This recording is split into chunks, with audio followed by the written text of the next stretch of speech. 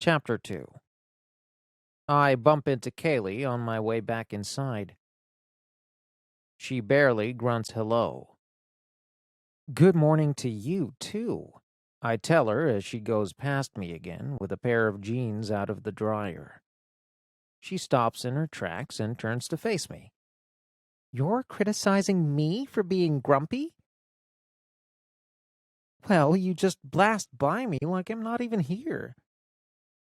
So, I'm supposed to be a mind reader? What's that supposed to mean? She puts a hand on her hip. Look, you act like you hate everyone and everything. You never talk. What do you want from me?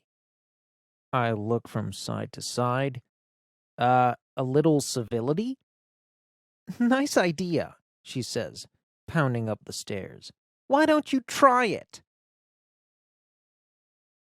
I stand there for a good 5 minutes, stunned. I want to shout, why don't you try losing a leg and see what it's like? I want to chase her up the stairs and yell at her for being bratty and unfeeling and just wrong. Instead, I go back to bed and hug Lucas the bear. And when Mom leaves to take Kaylee to school, I pretend to be asleep. When they're gone, I'm relieved. Dad's already left for a job, so I have the house to myself. Me, myself, and my thoughts. At first, I'm glad to be alone. I don't have to pretend to be fine. But I can't seem to get Kaylee's words out of my head. Soon I feel anchored to my bed, caged in this wide-open room. The phone rings, and when I check caller ID, I see that it's Fiona's cell.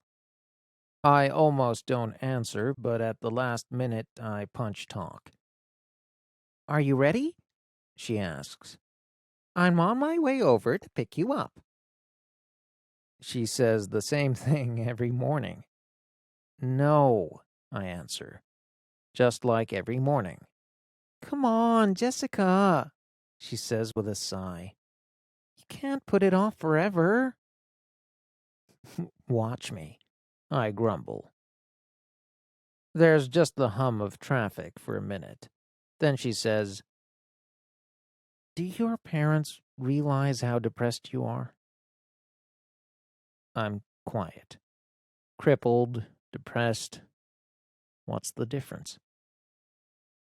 Look, you need to get out of there. We're on half day today, so get ready, 'cause I'm coming over after school. I don't care what you say. You're getting in my car and we're going out for lunch. I'll take you to Angelo's. I can't, I tell her. I'm a mess. Yeah, you're a mess, and we're gonna fix that. Expect me. I'll be there at around 1. No, I mean, she hangs up, and I'm left staring at the phone. How can she possibly expect me to go out? How can she expect me to deal with any of it?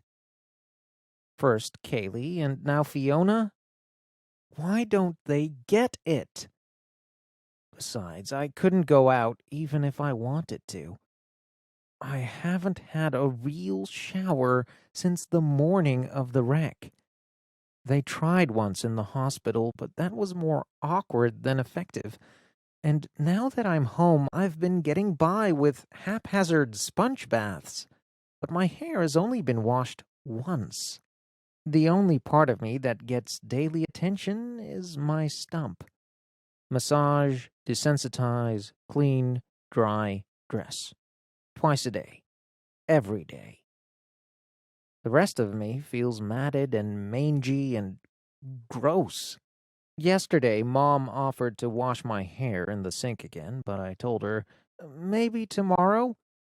And besides the obvious slipping hazards of a one-legged shower, there doesn't happen to be a shower downstairs. Just a half bathroom, a toilet, and a sink. Fiona knows all this, so how can she expect me to go out? I know she means well, but she obviously doesn't understand what I'm going through. So I'm a little mad, a little in a state of disbelief. And between Kaylee's snippy comments and Fiona's insisting I go to Angelo's, I get agitated and start hopping around. I hop out of my wide-open room, hop over to the kitchen, hop all over the place. It's as close to pacing as I can come. Finally, I find myself at the base of the stairs. I stare up the long flight of steps. I count the treads. 14, including the top landing. 14 hard hops up. I'm not sure I can do it. I'm not sure I should even try. It seems an ominous stretch, and I'm already tired from my senseless hopping around. But up those ominous 14 steps is a shower. A hot, massaging shower. I think about getting a crutch, but I'd have to hop clear back to the family room for that. So I grab the handrail with both hands instead. 1 hop. 2 hops. 3. I rest, looking up at 11 more steps. Then take a deep breath. 4 hops. 5 hops. 6. My arms are doing a lot of the work, pulling me up as I hop. I'm panting, so I take a minute to rest, telling myself I'm almost halfway. Then I press on. 7 steps. 8. My good leg is shaking and I feel a little dizzy, so I turn around and sit. I'm past halfway, I tell myself. Almost there. And then I discover something wonderful. By sitting down, I've gained 2 steps. My foot is on step 8, but I'm sitting on step 10. I put my hands down on the tread behind me, raise my foot to step 9, and push myself up backward. I'm sitting on 11. I push up to 12, to 13. My right thigh is burning from holding up my stump as I push one more time, and then I grab the handrail, hoist myself up, and take a final hop.